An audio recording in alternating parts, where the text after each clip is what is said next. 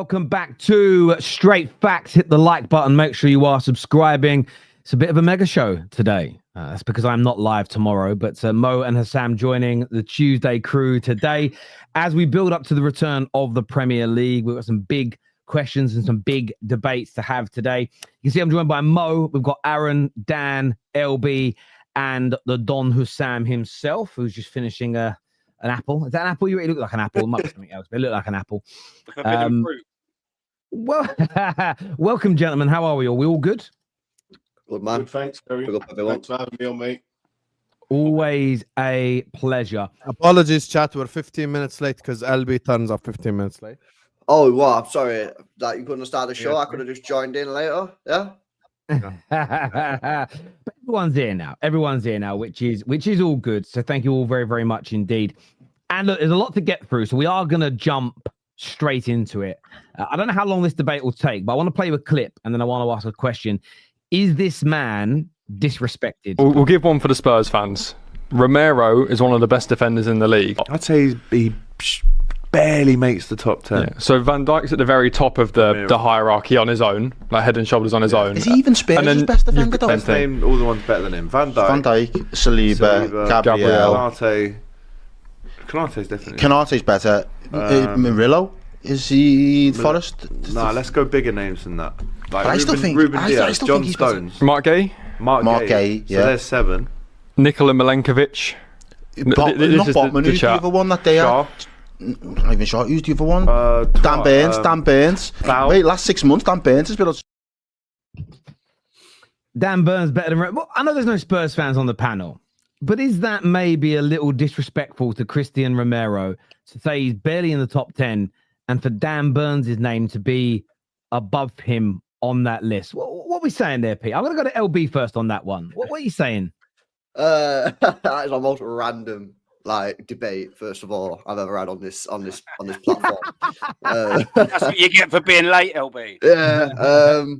Is he top 10? I think he's probably thereabouts. He's just an okay defender, isn't it? You know what I mean? He's just an okay defender. He's not elite, he's not world class, but he's not crap. He's just an okay defender. But a lot of those names that they said there was legit. Now, Dan Burn, is he better than Romero? I don't know. Dan Burn's a good player, man, to be honest with you. But most of the time I've seen that guy, he's been at left back, if I'm being honest with you. So I don't know what the guy's like at centre half. I don't know.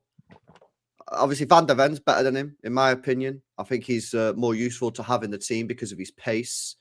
I don't know. He's all right, isn't it? He just reminds me of Otamendi. You know what I mean? Like a decent centre back, not world class, not awful, just okay.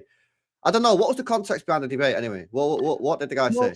Well, I think this all stems from the overlap where there was a conversation, a big clip that's gone out on the overlap where obviously Spurs fans are talking about him being a great captain and being one of the best defenders in the league. And it's led to a lot of people debating it. And Spurs fans will typically, all of them that come on this show, there might be a few that don't, if I'm misrepresenting, sorry, talk about him being a sort of at Gabriel, at Saliba level, in and around that. And I just thought, as an opener for the show, he's not that. You think he's the level below those guys? Yeah, he's not. Can I ask you something, LB? Can you define the top ones from your club that you think behind Romero? Is there, if there is any, behind Romero? Yeah, so or ahead of Romero? Is there anybody at City you think individually is better than Romero? Gavardio, 100%. Oh, okay. That's about it. Anybody else? John Stones is better than Romero. Yeah, John Stones, but obviously John Stones he hasn't been fit enough for me over the last 2 years to actually judge him. Because if I judge John Stones based on the 22-23 season, the triple season, probably yes. But over the last 2 seasons, he hasn't played enough minutes for me to say, yep, you're better, you're up there. He hasn't had a run of games, actually. Romero has played 10 consecutive games. And Mo, to be fair, though, you've got a bigger bite size of John Stones, haven't you? He's been at Man City for a long time. So, you know what I mean? You can also... You don't want to know my opinion on John Stones, but fine. Are you speaking about here and now, yeah? Yeah, of course. I think that we don't want to know your opinion on John Stones. Yes, because you know that I don't think that John Stones is actually he's not a great defender. He plays for Pep. He's a great defender on the ball. as a defender, like actually stop the ball, tackles, interceptions. He's not that great, bro. He's good. He's great. He's like the PK of this generation, which is they don't get attacked a lot, and he's not like amazing defender for me. He's actually very. Is he better than Romero? No, absolutely, he's not. No, not for me. I would absolutely take Romero over him. And by the way, Romero is very good on the ball. I know you're a City fan, and I know you'll get triggered. That's fine. It's my opinion. I'm not asking you to have that opinion. For me, defenders under Pep Guardiola normally don't get tested as much as the oppositions, and that's because he's just genius. He's brilliant. You don't have to defend. That's why normally the City teams, or even Pep's team, normally they concede as much goals as the chances against them, because mostly he's very attacking. He has the ball all the time. He pushes a lot of players forward. And when they get actually attacked, it's a very dangerous chance. So for me, if you judge John Stones, you judge him on basically his best season he played as a midfielder. Even in the Champions League final, right, on paper, when they actually presented the lineup against Inter, John Stones was actually put in the midfield. He wasn't put as a central defender or a right back. Basically, he's great on the ball. That's why Pep used him in the midfield, and he used to push forward as a defender. When I mean a Konate, a Gabriel, a Romero, a Van Dijk, a Van de Ven, you talk about Puyol, you talk about the actual center back, the art of defending. John Stones is just average for me. He's great on the ball. He looks good as guy. He's definitely not average. He's a very, very good defender. I agree. Yeah, maybe, but I think watching him, I don't think he's great defender for me. Like Gavardiol, you watch Gavardiol, interceptions, tackles, reading the game. I think Gavardiol is better than him. No, do you know what I'll say just quickly about Romero is he Pep Guardiola, for fuck's sake. He might have got a little bit better last year, Romero, but do you know what he reminded me of? A centre-back Granit Xhaka over the most of the years of his Tottenham career. And that is a letdown. He's a red card waiting to happen. And that you can't have as a centre-back. You can't have your centre-back being a letdown. And a lot of times he's let Spurs down with his lack of discipline. He's got a mistake in him. Yeah, he might have patched it up somewhat last year, but I just don't think that's great or anywhere near world class. And I think if he was to be put in the top 10 of the Premier League, he's scraping in at 9 or 10. And then if you open it to the world, which we're saying a world class, no one's talking about him. No one is. When you're saying who's the world's best centre-backs, no one's saying Romero. No one is. And if they are, they're a Spurs fan. Spurs fans are saying Romero is the best. Yeah, exactly. Yeah. Take them out of it. No one's saying Romero, are they? When we're opening it up to the world. He's good. I mean, Dan Burns, I probably wouldn't put above him. I think that was a stretch. You lot are not going to agree with me on this, but I wouldn't swap De Ligt for Romero, personally. I just wouldn't. I don't think... I'm not saying... There's a massive difference between them, but I just think Romero is a good to very good defender. The others on that list, your Salibas, Gabriels, Diaz, Guardiola, you mentioned, obviously Van Dijk. The only one on the list that I think AGT said that I would say this year has been Konate. This year, Konate's been tight as bramble. Like this year, he's been awful. But if you were buying a centre-back for your team, I still think most people would prefer Konate to Romero. I just think... He's just one of the... Husam, it's just a little bit like Spurs are trying to force him into these conversations. Is it one of them? Is it kind of one of them ones where they're trying to force him into the conversation? A bit like Newcastle fans did with Isak, where they tried to make out like he was on the same level as Mbappe and Haaland. A bit like that. Oh, here we go with this Isak stuff. Now here's the question. Look, I agree with LB. This is a very random, very random conversation. Like, who truly gives a fuck about Romero or Spurs? Like, no one. Like, you get me. He's just someone. Like, you get me. Big up Cristiano Romero. But the thing is, last season Spurs conceded so many goals. I think it's difficult for us to rate any Spurs defender highly unless they have a consistent season. Unless they're for a consistent time, like they don't concede a lot of goals. I think Van de Ven is so much better than Romero, in my opinion. Like, genuinely so much better than Romero, that I think when your center back partner is like miles ahead of you, it becomes difficult for people to rate you. I do think Romero is a good defender. I wouldn't take him at my club. I do agree that there is a lot of center backs I'd take ahead of him. Like, I'd probably take maybe 8 or 9 defenders ahead of Romero. easily. I would take John Stones ahead of Romero personally, despite what Mo said. Even though what he says has truth to it, I would take John Stones ahead of Romero. I think Romero, he's just a good centre back. Nothing special. He's not shit and he's not amazing. That's how I look at Romero.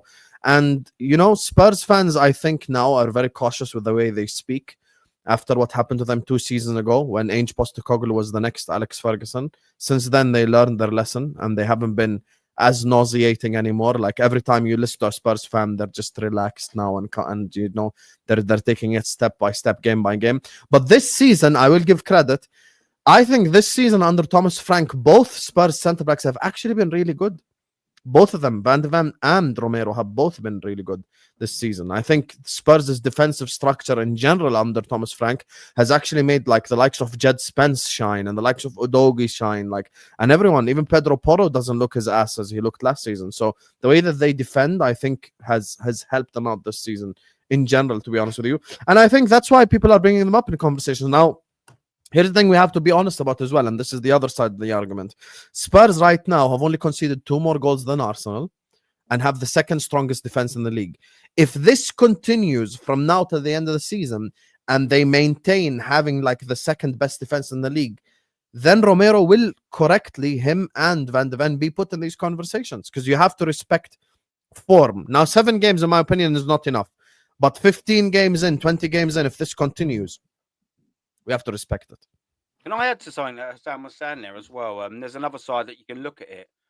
Would Romero get into Arsenal's team? Would Romero get into Man City's? Would he get into Liverpool's? Because if you're the best defender, one of the best defenders in the league, like the claim is, surely you'd be able to muscle one of them out. Would you? I don't think so. You don't think that today he starts over Konate, for example? No.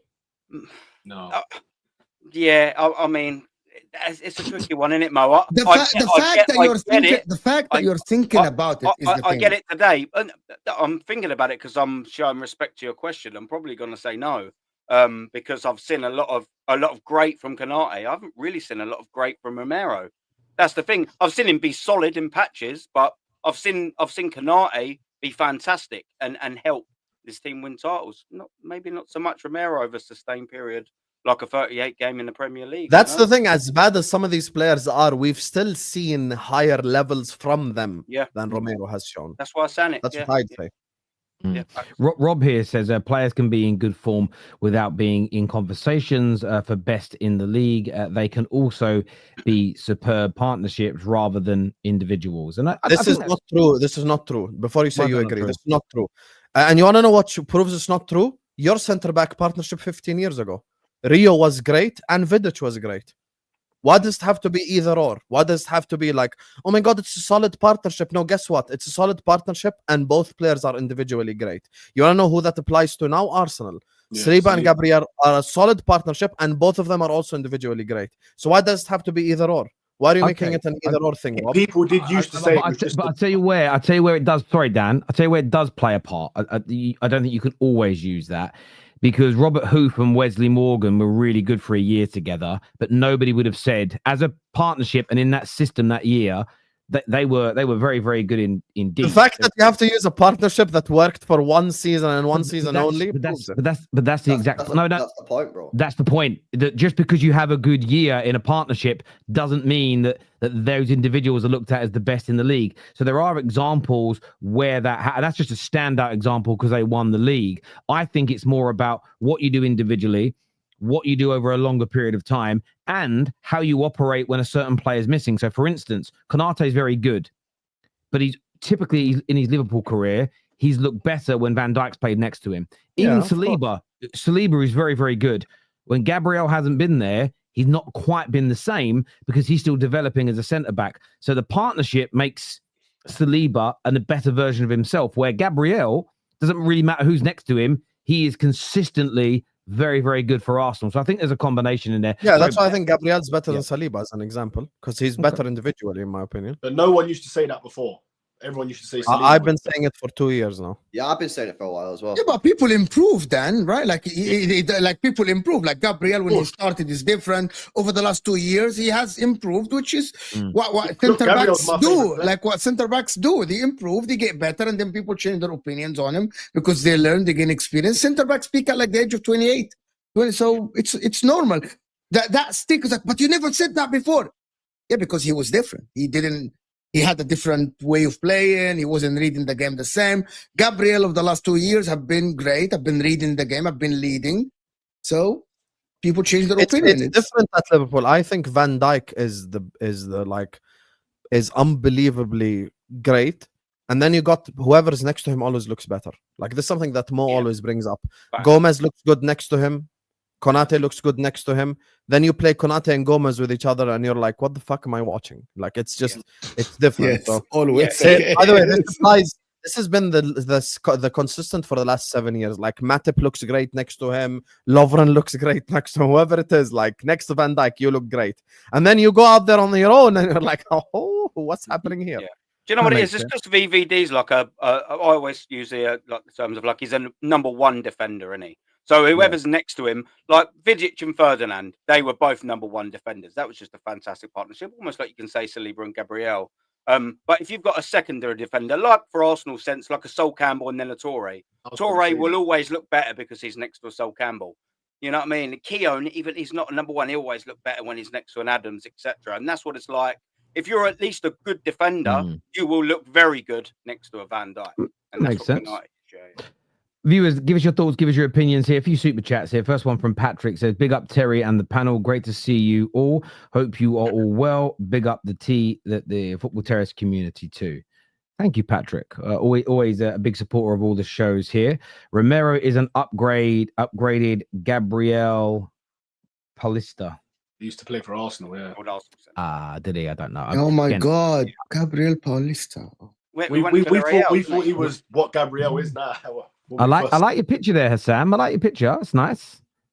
Celebrating trophies. I like it. You were shameless this international break, Husam. I don't know if you can hear me or not. The whole Eden Hazard thing was killing me in the group chat, bruv. Killing me in the group chat. It was a great conversation though. Moving on. What do we go into next? We are going to do the predictions around other teams, but obviously the big game this weekend. For me, it's still the biggest game in club football. Liverpool versus Manchester United. There's still so much about it that's massive. It's not an official derby, but that's why I think it makes it even bigger.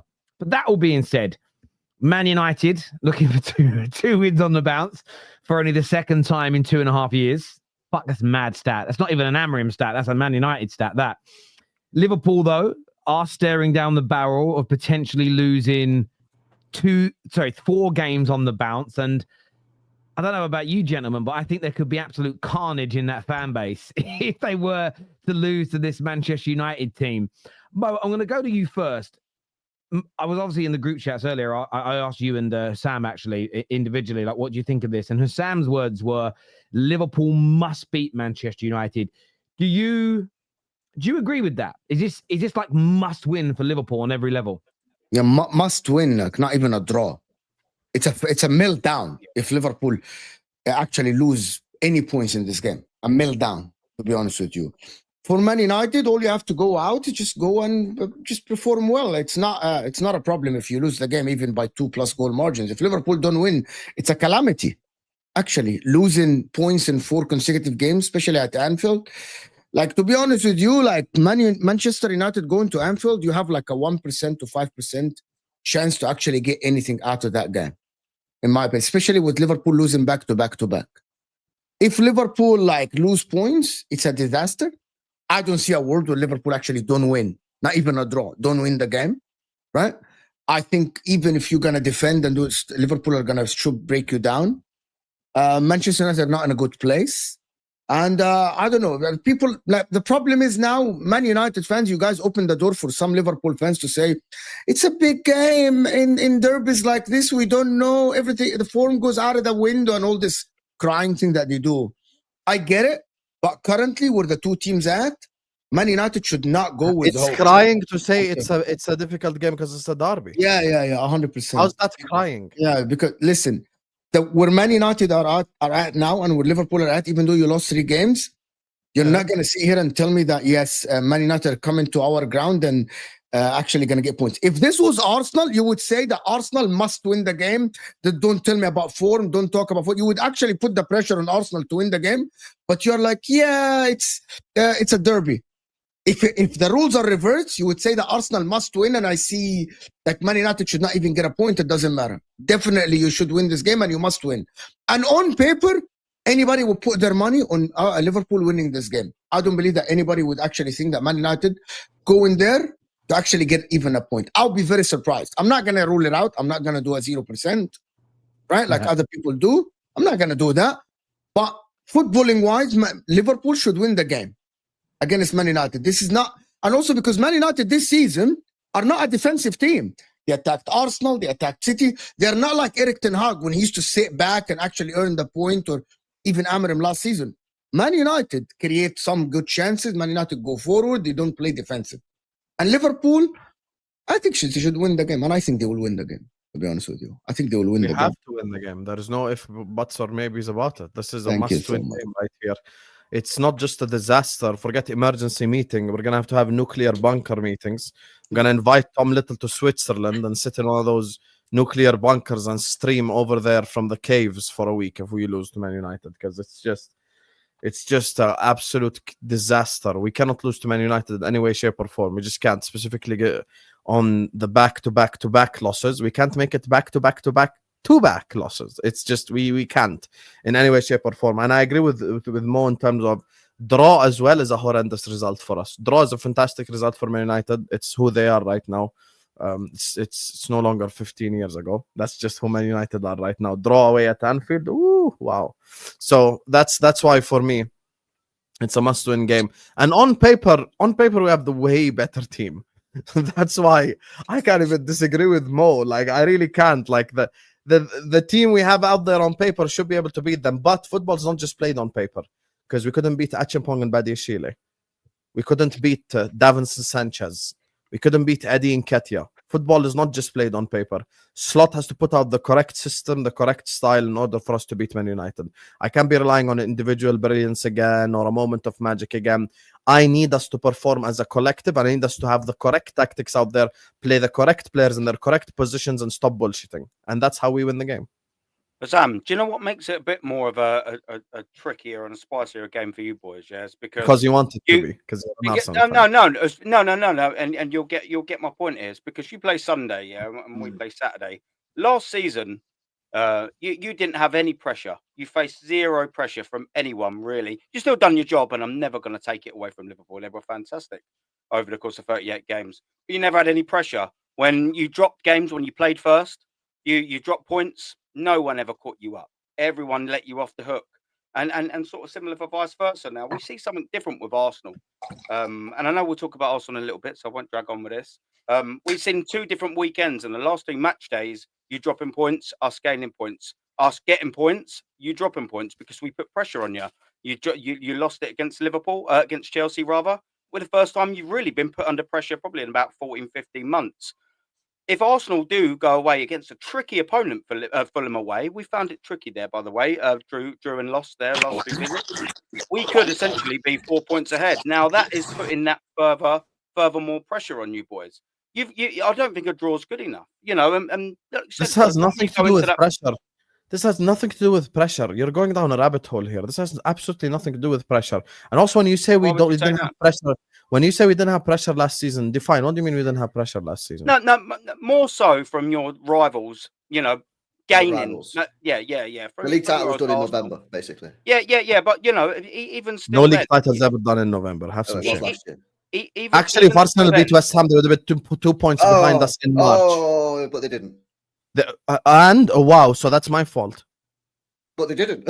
How does that mean there is no pressure? The league was done by New Year's Day. But it debunks your no pressure point. So Arsenal could have been 2 points. Arsenal could have been 2 points behind us in March, but no pressure. Win the league, other than Liverpool, by Christmas Day. The league was done. Not that early, LB, but yeah, I would say February, March. Like early, like February, exactly. February. You were sat there on Christmas Day thinking that someone else was going to win the league other than Liverpool. Well, I watched Husam on his channel actually have an emergency meeting and said, I'm worried about Husam, Arsenal. Bro. That's Husam. I'm asking but you. But Husam is a barometer of the facts. But he's emotional. I'm asking you. You're not emotional. Answer the question. Say that again.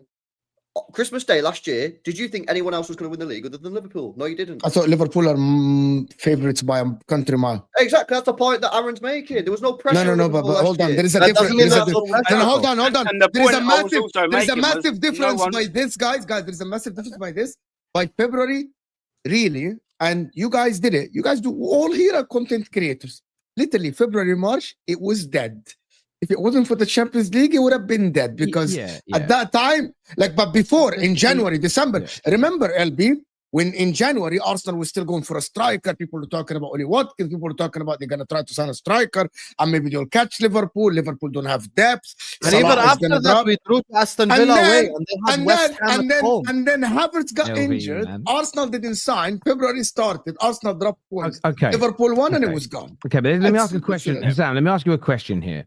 Do you think there is more or less pressure going into the last 10 games of the season if you have a 10 to 15 point gap over Arsenal, or Arsenal are a point or two ahead of you? What consists of more pressure? The second scenario. There we go. So if we can play semantics, there's always an element of pressure. But so you just gave an extreme example to no. Also, though, why would that be 10 points ahead of Arsenal at any point in time? Husam, what you've done though is you haven't let me finish my point. We all knew what Aaron meant, even if his words could be. We all know what he meant by there wasn't any pressure. He means there wasn't any pressure in the run-in from a rival. Of course, there is pressure on you to not collapse and throw it away. Of course, there is an element of pressure still, but we all knew exactly what. That, though. All that's happened is Sam's jam's been taken out his donut, and he's a little upset. Of course, but you know exactly the same as that. I just think you're waffling. Aaron, we all understand what Aaron meant by his comment that this year there's going to be more pressure. Yes, saying that you had no pressure last year can be pushed back on, but we all know exactly what he means by that statement. Mr. Terry that always responds to specifics now all of a sudden wants to respond to what a guy means because it agrees with his logic. Because you're so specific with your arguments, Terry. You actually argue word for word what the other person said. Because he said when he first started speaking, there was no pressure on Liverpool. Factually, is that the correct statement? No. So that's what I'm but now what you're doing is being pedantic, and that isn't what I do when I'm specific with my words. Is I'm not being pedantic. It's then been re-explained by LB, by me, by Aaron, by lots of people in the comment section. So yes, maybe, and I don't mean to put words in your mouth, Aaron could have worded it slightly different, but he's re-explained and we've backed up what he meant by that comment. So let's take away the original comment of Liverpool had no pressure last year. Liverpool had no pressure in the run-in from a rival club. I apologise to disagree as well. Again, I disagree. Can I apologise to Sam for not having a doctorate in the English? We drew away to Aston Villa. 2-2. Arsenal were playing West Ham at home with Jared Bowen playing as striker. And they're expected to beat West Ham at home, even with the team that they had out there. Had they beat West Ham at home, they would have been 2 points behind us. So yes, there was pressure. They then proceeded to lose to West Ham at home and then draw to Nottingham Forest away. And we beat Newcastle after. So when he says there was no pressure, there were many moments last season where Arsenal played before us, they lost, so we had to win. So yes, there was pressure. There were many moments where City were still in the title race, they lost, and we had to win after. There were many moments where there were many moments where Arsenal played before us and won game. And we had what are you talking about, bro? Our season's done in September, lad. Okay. Whether you like it or not, pressure does not happen only in the last 2 months of the season. Pressure is on from August. That's why we're having a conversation about Liverpool Man United in October. I said the run-in. But 1 second. We were having a conversation about Liverpool Man United in October, and I said it's a must-win game. So is there pressure on Liverpool to win this Sunday, LB? Yes. But why is there pressure? It's not May, it's not March, it's not April. So there should be no pressure. This year, all three of you guys is stupid logic. Because this year it feels like there's genuine threat to your chances of winning the title. So at the beginning of last season, it didn't feel for the first 6 months that Arsenal are a genuine threat. We're gonna lie now, right? We're gonna pretend we didn't hear Arsenal fans the entirety of the beginning of last year for the first. Bro, I called Liverpool winning the league in like October, November last year, bro. When Odegaard comes back, we're gonna win games. I can't blah, speak blah, blah. for anybody else other than myself. And last year, I called Liverpool winning the league in like October, November, and we're already halfway through this. That's not my point. But I can't speak for other people. I can only speak for myself. You're responding to something I didn't say. Sam, if I'd have said there wasn't as much pressure as Liverpool as there could have been, would that have made you feel a bit better? It's not about feeling. I'm sorry I didn't word it the way you like. Make a false statement. I will learn. I'm a new YouTuber. You cannot make a false statement and then say, "Oh, it would make you feel better." Yeah, but we all know what I meant, though. Do you know what I mean? You don't have to. No, I didn't know what you mean. You said there's no pressure. Yeah, I think we did. We all got it. We all did, but don't worry. Sam, though, do you know what's funny though about last year? There was less pressure at the beginning of last year, and we all remember why. You were one who was pushing that less pressure by doing the pussycat in the tree thing. We're leopards in the tree. We're not the favorites. We're just going to see what happens. You did that last year. Secondly, a lot of people laughed at the idea of you being in the title race. Therefore, when you were in it, when you were winning early, when you went top, there was. Do you remember last year's narrative about Liverpool? It was they haven't played anybody yet. When they get tested, they'll get found out. That, I think, relieves a certain amount of pressure from a fan base and from a squad. This season is different. £419 million spent. You've not been playing particularly great. There's definitely more pressure going into this game at Anfield against Man United. I already said that an hour ago. Yeah, so we agree then that there is more pressure going into this game compared to the same fixture last year and this early on in the season, because the expectation around Liverpool is different, because they were the outright favourites. You said at the beginning of the year, feet are up all season, which means what you're implying by that, and I think we all agree, is we are going to cakewalk this league. It hasn't started in that way. Therefore, there is far more pressure. Now, this is a different test for this group under Arne Slot. Do they handle the pressure? Does he handle the pressure? To act like last season's pressure and this season's pressure are even close, I think is severely disingenuous. I didn't say that at all. That's how it came across. Putting it out there. Finish your point now that we've corrected you. No, that's all right. I can't be asked. Full circle back. I think we've all finally realised that your balloon's a little bit burst. Don't worry about it. I can't even remember it now. Do you know what I mean? Away from that. You don't even believe in your own manager. You're out. So why are you so happy? Absolutely. What relevance is that to you being upset that Liverpool have been a little bit? The relevance is you you're upset about it. Manager. You're emotional. Calm down. Don't worry. I'm not emotional at all. You are. Well, why are you acting the way you're acting? I'm completely relaxed because you're the one that's saying my balloon is burst. Are you having burst? It has a little bit popped. I just proved your point. I just proved your point. I don't think you did very well, to be fair. I think I literally disproved your point. 65% of the other. I just proved the point to the level where Terry's now responding to what people may mean instead of what they say. I think you've had pushback from the old panel. They've kind of made my original point, so there's no point. That's fine. Carry on. Make your point. Sam, I've already made it. We've all made it. Husam, that's not what I do at all. It's about finding clarity. The reason I ask questions is to understand exactly what people mean, like our debate around the word fixed. I didn't just accept the word. I need to understand what you meant by the word fixed before we could have a conversation.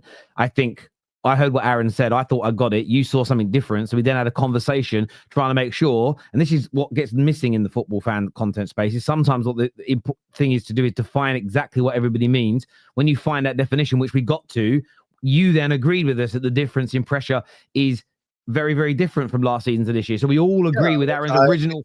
We all agree with Aaron's original. We all agree with Aaron's original meaning to his original statement. We all agree with that wholeheartedly. I think we've got to that common ground now, which is very good.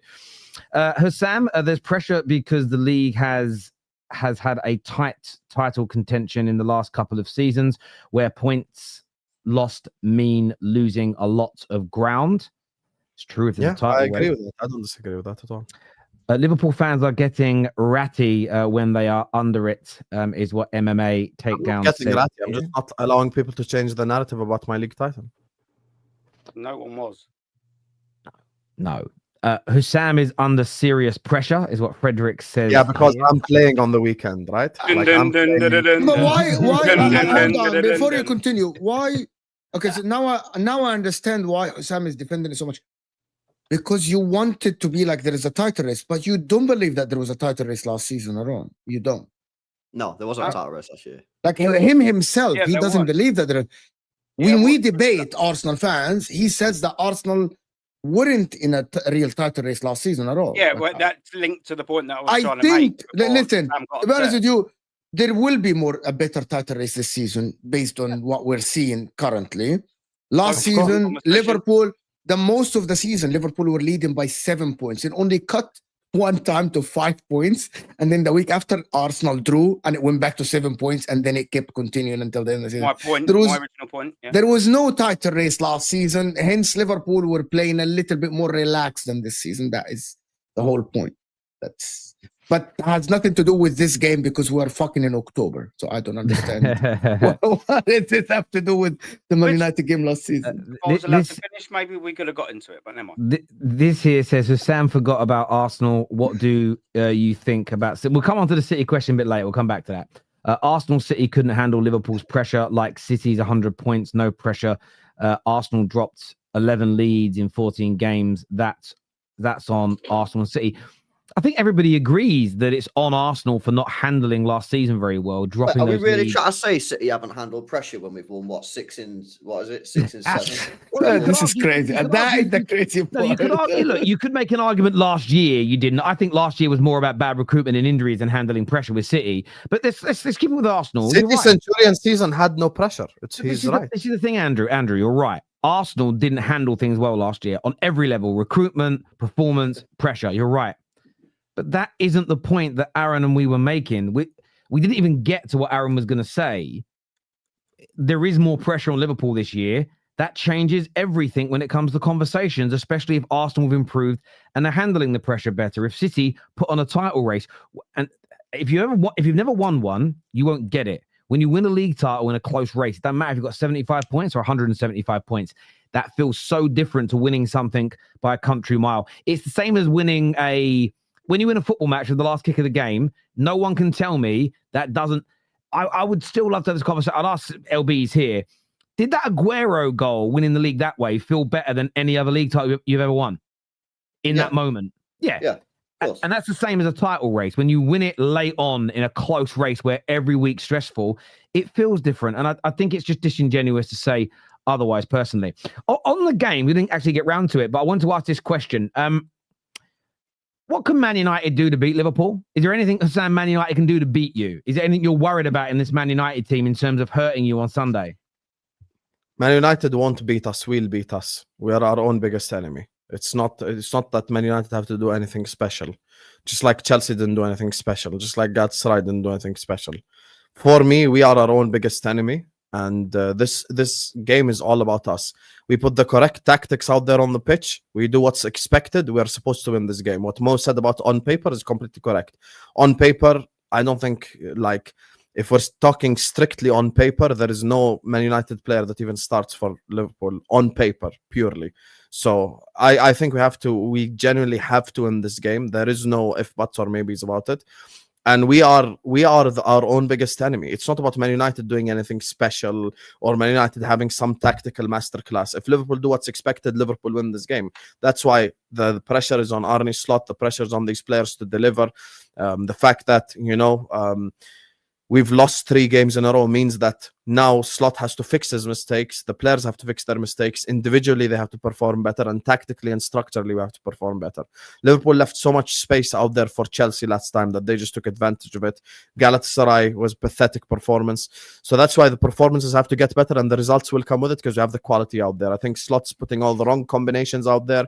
I think Slot's not playing players in their correct position. I think Slot is structurally putting the team in wrong areas. The fact that he gives Gravenberg the license to roam forward, that needs to be revoked. I think it's shoehorning people into the team right now. That's why, for me, I think that this is all on Slot to fix. Slot fixes this, we win this game Sunday, no problem. Slot messes up, we have a problem. So for me, it's not anything Man United special that they can do. Man United is going to come there, probably be a bit more defensively solid, try to defend, not necessarily park the bus or anything, but just be a bit more defensive. And that's probably going to be their basically their method to win. And for us, It's about us doing our job. We do our job, we win. As simple as that. Can I ask you a question then? It's fair. What would United have to do to change your mind? What would we have to do in the game for you to say United beat us, not the other way around? If you do what Crystal Palace did in the first half. So if we counter-attack really well and create chances, to how many? Because Crystal Palace away at Anfield's different. So how many clear-cut chances do we have to create for you to say United did a good job and it wasn't you being bad? Why do I have to give you a specific number? You know what I meant. No, I don't. That's why I'm asking for clarity. No, you know what I meant. Like Crystal Palace. That's a good enough explanation. Like Crystal Palace, so you have a barometer. So if we have 4 good chances to score in the game, but then we nick it 1-0 at the end, you won't say Liverpool lost this game. It depends on the rest of the game. I cannot give you an answer like this. It's impossible to give an answer like this pre-game. It depends on the game. But for me, Crystal Palace is the game where the opposition beat us and they completely deserve to win. And I said it post-game. I said that we didn't even deserve a draw. The key is a goal in itself. We didn't even deserve a draw. That game, because we should have been 5-0 down in the first half alone. They hit the post twice. They had consistent one-on-ones. They had clear-cut chances. We should have lost that game in the first half alone, 4-5-0, and it should have been over. It should have been over at 45 minutes. That's the game where we actually, the opposition like dominated us, destroyed us. Chelsea, we lost that game, and Galatasaray, we lost that game. Crystal Palace beat us deservingly. It's just go ahead, LB. I'm sorry. I was just going to say, I think Husam's right on the slot thing. I think Slot's got to make changes to the starting 11 and the sort of the way that they're set up, especially in that midfield. But I think it's time as well that Florian Wirtz starts to really start having an impact for this team. Salah as well. These 2 players and Isak, you know what I mean? Throw him in there. Why not? You know what I mean? You know, McAllister, Konate. Yeah. I know it's true though. It's true. The whole fucking team, bro. These players have got to step up, man. You know, Wirtz and Salah, they're on big money. They need to step up, man. But for me, I do think Slot's got to change it up, mate. I think Slot has got to change it up. I think in the midfield, he's got to switch it up. If it was me, I'd drop McAllister out of there. I'd get him dropped to the bench. I think me and Husam actually spoke about this last week, actually. I'd be starting Szoboszlai and Gravenberch in the middle, Wirtz in the 10, and Salah on the right, Isak up top. That's how I personally would not even start Isak. I'd drop him and play like a TK, but that's for another day. But I think Slot, man, Slot has come under a lot of criticism in the last couple of weeks. I think rightly so, because I think he's been getting decisions wrong.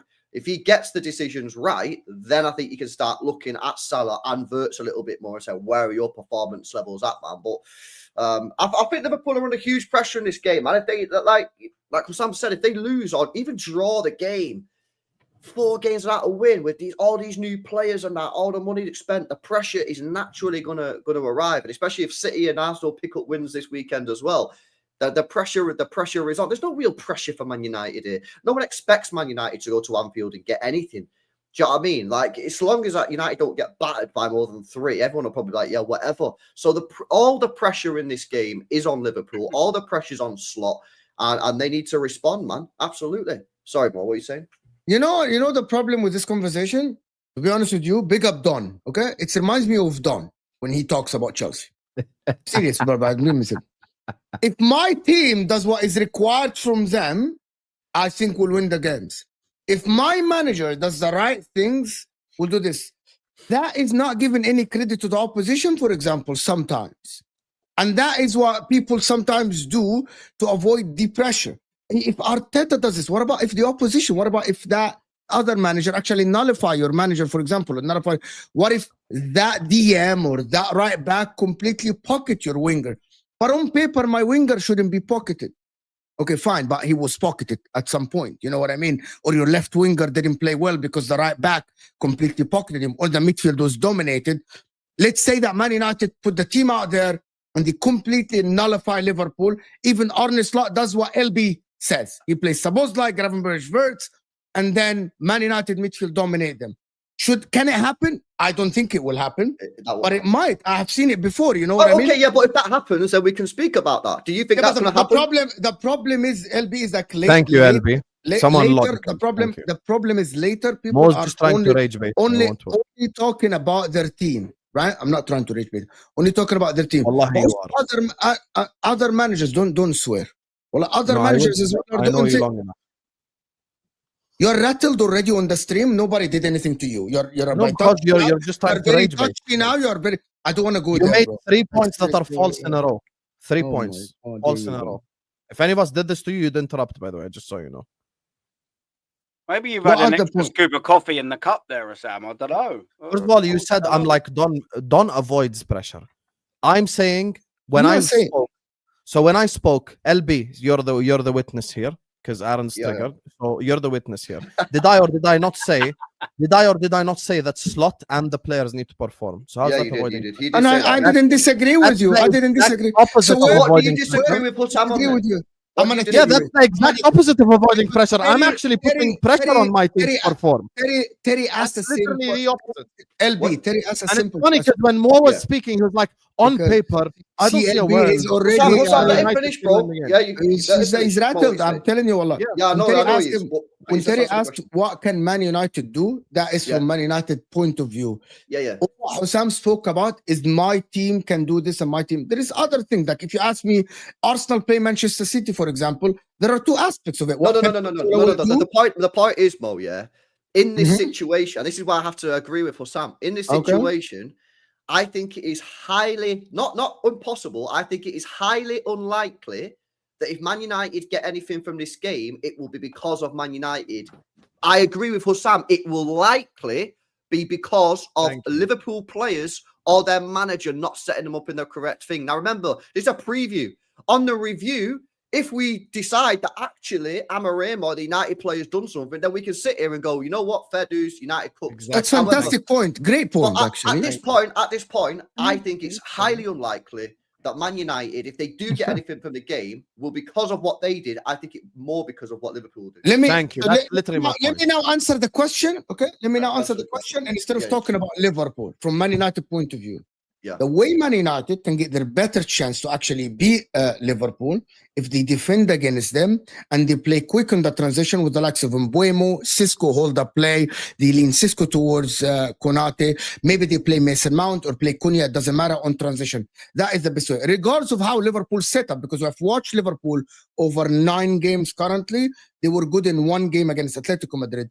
So if Man United sit deep, don't try to attack. Actually, they can nullify Liverpool because Liverpool currently are not in form. That is the thing. It has nothing to do with Liverpool. Liverpool can, by the way, Liverpool can play the right lineup. They can play Isak, they can play Salah, they can play Wirtz, they can play all the lineup you can. All the lineup you said. But if Man United, in my opinion, sit deep, maybe they can get something. That's their best chance. Do I think they will get something? No, I don't. And I said that in the beginning of the thing. The fact that you said that proves what I said, though. No, but how can Man United get proves something? what me and LB both have said, because you're saying on paper Liverpool should be beating Man United. So what LB just said, which is more likely if Man United gets something, it's our fault. Now, to answer your question, it's a very good question. What happens if Slot plays the right team in the correct structure? Then guess what? Then if Man United beat us, we'll come here and we'll say Amorim tactical masterclass, because then the Slot absolves himself from accountability. You get it? So if someone puts the correct lineup out there with the correct players, everyone in the correct position, and Amorim beats us at Anfield, then we come here and we go like, Amorim deserves credit because that was a tactical masterclass. But if Slot makes 4 or 5 mistakes, which he's been doing for the last 3-4 games, and we end up losing, then what me and LB are saying is correct, which is Liverpool beat themselves because we didn't put our players in a position to succeed. And that's the point. That's it. But also, equally, you know, if both managers put out a tactical masterclass, then Liverpool win, didn't they? Yeah, exactly. You would assume so. You would assume so. I mean, you'd assume so, of course. Look at the players that Liverpool have at their disposal compared to United. These guys have got Wirtz, they got Salah, they got Ekatike, yeah, they got Gravenberch, Van Dijk. I don't know, Addison's not a fit yet, but look at the players they've got compared to Man United. This is what I'm saying. If Liverpool don't win, it's likely because they've been set up in the wrong way by the manager or the players haven't performed. If United do a masterclass, cool, we'll speak about that on the review video. We'll say it, yeah, we'll say it, no problem. We'll say it. I look at it like last season. Had Maguire's shot gone in, United would have thoroughly deserved that win because we were very good on the day. We were very, very good in that. So I'm just trying to ascertain what people say. I think we're going to lose, by the way. I'm just here to ask questions to understand what people think, what people feel. You're talking about the 2-2 last year at Anfield? Yes. Where United were so much better than us. They deserve to win that game. No, I agree. So I think if we play a game like that, it won't be because it won't. By the way, we could play like that and do very well, and there may also be some mistakes in there from Slot. It's never going to be sort of black and white. Equally, if Slot makes an absolute disaster, if Wirtz and Isak and Salah are awful and we miss all our chances, we might still lose, right? So there needs to be there's always going to be an element of credit that goes to the winning team, no matter how bad the opponent is. You've still got to finish your chances, you've still got to score. But I just want to see how people view it and see the game going. There's an interesting debate in the Man United fan base, which I'm not going to go. I did put it into the talking points, but I don't want to talk about it now. The more I read it, the more it annoys me. That's United fans debating whether Mount or Cunha should start. It's think about that makes me chuckle. Although Mount's been pretty good this year for us, but there we go. We'll see what happens in that space. We'll keep it kind of on the Liverpool theme here a little bit as well. But viewers, make sure you hit the like button. Make sure I'll do the super chats first. Actually, sorry. It says so. Man United is going to have 11 traffic cones out there. Man United have solid players that have advantages that could hurt Liverpool. Even if it's unlikely, there can still be a game plan. That's what we said, though, isn't it? We said that. That's literally what we said. The fact that your super chat includes, even if it's unlikely, proves everything me and LB just said. That's exactly what we said, yeah. This here from Zane says, one thing United need to do is get something from Anfield is convert chances. United have created the highest chances, yet have the worst conversion rate. Liverpool leak chances, and that will not change overnight. That's the reason why I think we'll not get anything out of this game. If Liverpool turn up and they're scintillating and they've filled the gaps and they've worked on it and they're great, then we're done. I don't think we can handle the pressure of going to Anfield right now. I think we might get 2 or 3 really good chances to score in the game. My gut feeling tells me we miss them because we seem to always miss chances. So yeah, that's more likely than anything else. Slot didn't set up Isak right to cook an 18-year-old is what. Well, that's what I would drop. That's I just weak Twitter talk. Me. That's just weak Twitter talk. You know what? You would drop it. LB, I mean, LB said something. Okay, hold on. I'm sorry. LB, you said what you wouldn't play, Isak. You think that Liverpool can put their 125 million pound on the bench and play Ekitike? You know what's hilarious? Is people are acting like Ekitike cost 20 mil. Well, how much did it cost? 60 million pounds. That's 65. That's a lot of money, bro. That's a lot of money for a striker. He's not the British record, bro. Right. No, but hang on a minute. Who's played better for Liverpool so far? Isak. I know small numbers. So you're going into a must-win game. Why would you play the striker that has not played well as Ekitike? Because he needs game time to actually get match fit. This because he didn't have a preseason.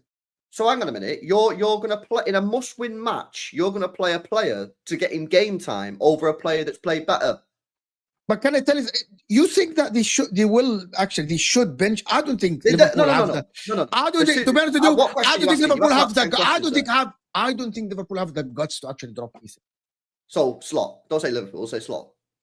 No. It's not only Slot. The club will actually. So the club, the club ain't picking the team, Mo.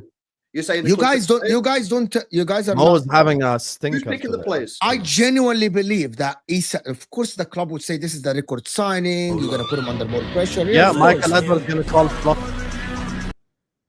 Sorry, I don't know what that was. Sorry, apologies. So what are you saying? Are you saying the club picks Glastonbury? You saying the manager picks the players? Who picks the players? The manager picks the players, but I think also the club has a say. Of course, the club has a say. No, this is not Chelsea. What? What are you talking about? So you're telling me? So how? Wait a sec. Logistically, how does this go down? Does Slot have a? Is it the owner that he speaks to about what team he's going to put on the 11? Is it just who does he? Because I think that's only because he's the record sign. That's it. No. That's for any other player. I don't think that is for any other player. How does this happen? You're saying that Slot is not picking the players that are going out on the pitch. So how does this conversation don't happen? twist my words. I never said that. That's literally what you just said. No. I only spoke about Isak. Only Isak. If you right, okay. So Isak then. Right, if he wants, for example, let me just finish then. If he wants to drop like McAllister, Konate, Gyokeres, it doesn't matter. Okay. Because it's Isak and it's because of the record signing of the club and because of the money they spent, Right. I think, that's what I think. I'm not in the know that there will be conversations happen between him, Arne Slot, and the board for him to drop Isak and have him as a bench player. So again, so how does this happen? Just for Isak. So is it like a board meeting where Slot has to Probably, tell the board? probably yes. I don't know, bro. I don't know. Why you're asking me for details? Why you're asking me for details? It's such a stupid suggestion. I I'm don't trying to think so. imagine how this I goes don't down think so. logistically. I don't think it's stupid. No, so you think in the next couple of days, Slot is going to have a board meeting with all the board members and go, right, No, I didn't say that again. He can have a talk with, I don't know who runs the sporting director or the football director. I don't know what he's talking about. This is Mo's worst performance. It's not the whole thing, it's just a sporting No, director. hold on. Okay, when you ask a question, let me answer then. Go ahead. So I want to know, in your world of Slot is not allowed to make decisions on Isak, logistically, how does this happen? I think for him to actually drop Isak to be a bench player and play Ekitike as the starter for Liverpool, I believe that will be a meeting that happened with the sporting director. 100%. What are you talking about, bro? I genuinely believe What that. are you talking about? Hey guys, if Slot drops Isak, Michael Edwards is gonna get on the board and go like, why did you drop crazy, Isak? He bro. costs 120 I million. absolutely think you're We are all the one football club. No, We are the one you- football club. Man. I will even tell you this.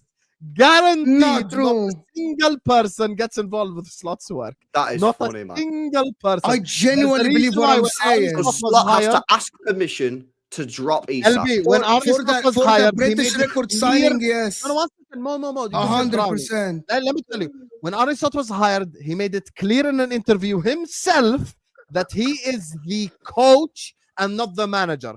And Liverpool have made it crystal clear that there is a separation between the coach's role and the ownership's role. Now, if Slot wants to drop Isak, that's on him. If Slot wants to drop Ekitike, that's on him. Whoever he wants to drop, just like he dropped Wirtz this season, he's dropped Salah this season. No one is getting involved in his decisions. It's totally onto him. He has things that he has to accomplish this season, and that's it. It's as simple as that. Okay, just to end this, I'm doubling down on what I'm saying.